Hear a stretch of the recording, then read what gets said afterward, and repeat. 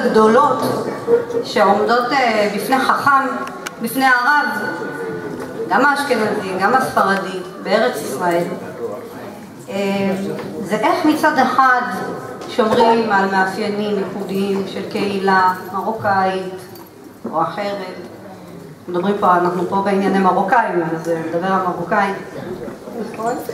על הוואי, על תרבות, על סגנון מסוים. ומצד שני לא הופכים את זה לקידוש של הישן, של מה שהיה. לא הופכים את זה לאבן נגף שמונעת מאיתנו להתקדם קדימה, להיות חלק מהתרבות שצומחת פה, מהמדינה הזאת. זה שילוב לא פשוט. ואני רוצה להזמין את הרב אבינדב בוקרט, שהוא רב קהילה מאוד מוכשר, שבאמת יוזם יוזמות מקסימות בקהילה שלו.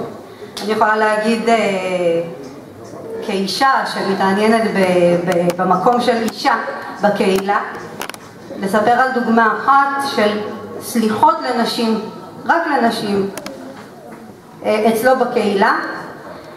ובאמת, איך עושים את הדבר הזה? איך שומרים על המסורת שלנו, על התרבות שלנו, על הערכים שלנו, מצד שני, מתקדמים קדימה, נותנים מקום לדברים החדשים, וזוכרים שאנחנו בארץ ישראל. הרב אבינדב בוקרט.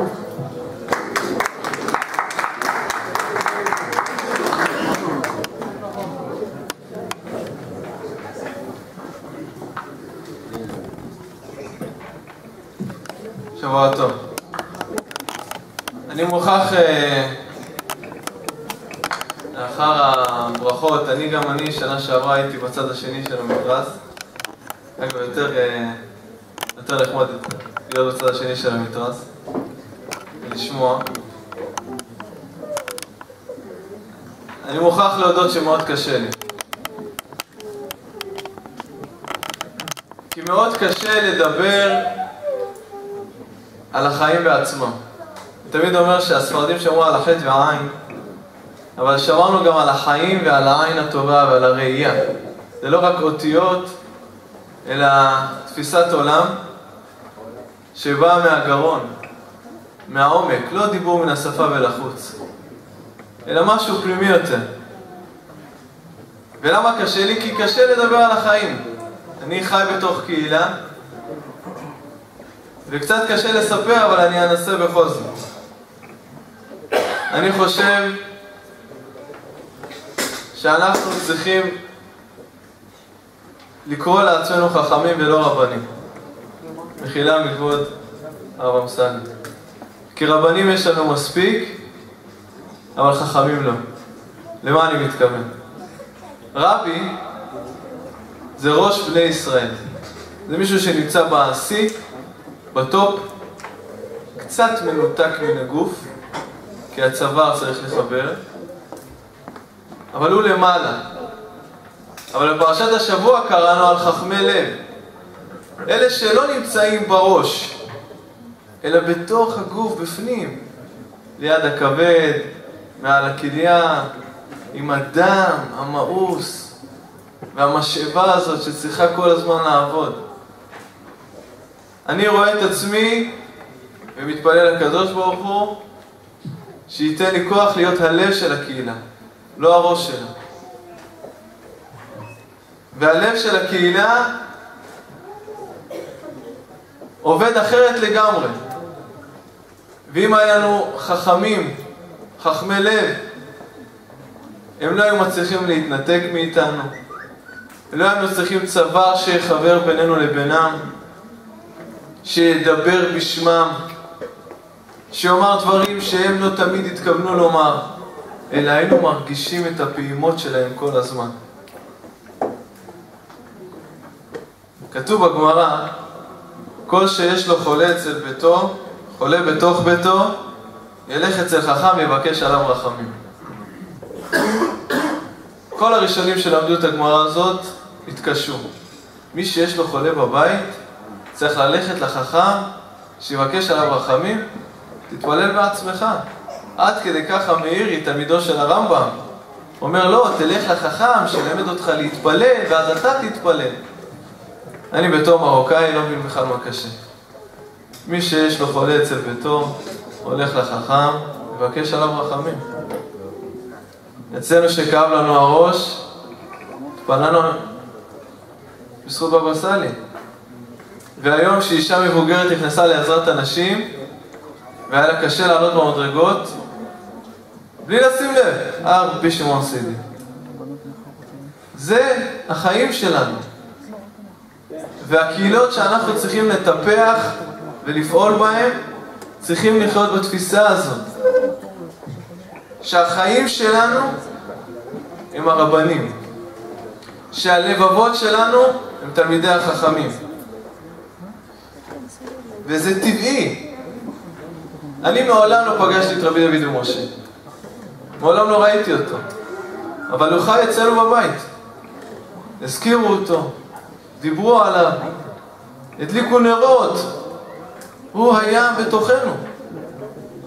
כי אנחנו חיינו. כי אנחנו לא איבדנו את החטא. ושאתה חי, אז אין לך סתירות בחיים. הכל אצלך מאוחד, הכל אצלך זה אותו דבר. החכם שלנו, למרות שהוא בקיא בכל התורה, הוא רוצה לחיות את החיים. הוא יורד אל העם. הוא מתוודע אליו. הוא יודע את כל אבן עזרא וחושן משפט בעל פה. אבל הוא נותן משל טוב.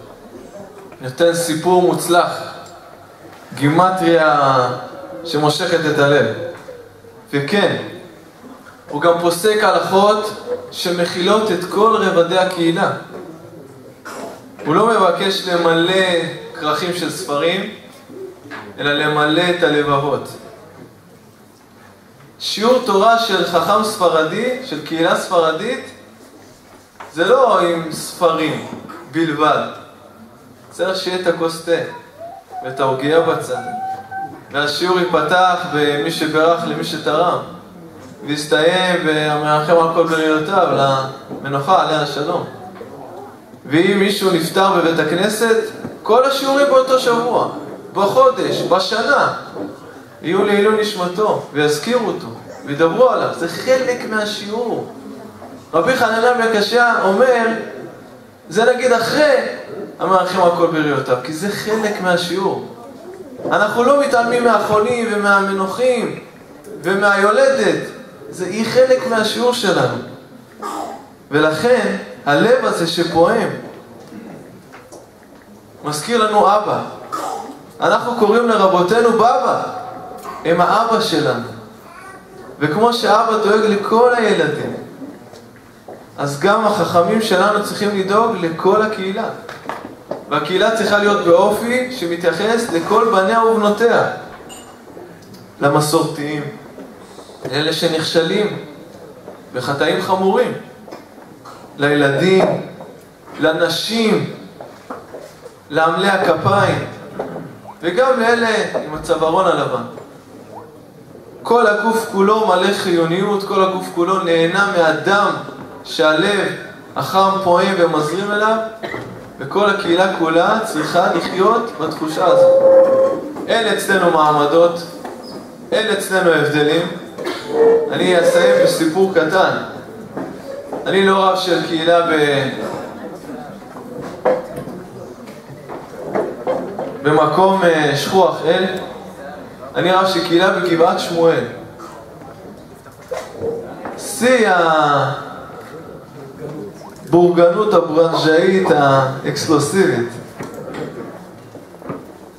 אף על פי כן, ולמרות כן, ובגלל זה,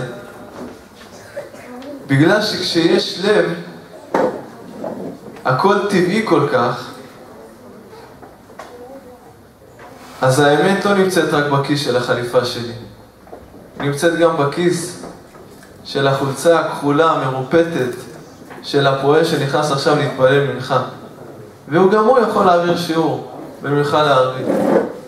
וכשמבינים שזה חיים, ושקהילה היא חיה, והיא לא מוסד ארגוני או חברה בעם, אפשר להבין תופעות מוזרות, כמו הילולה, כמו זה שמנשקים לרב את היד, או זה שמנשקים לו את הגלימה, או זה שהתמונה שלו נמצאת בסלון.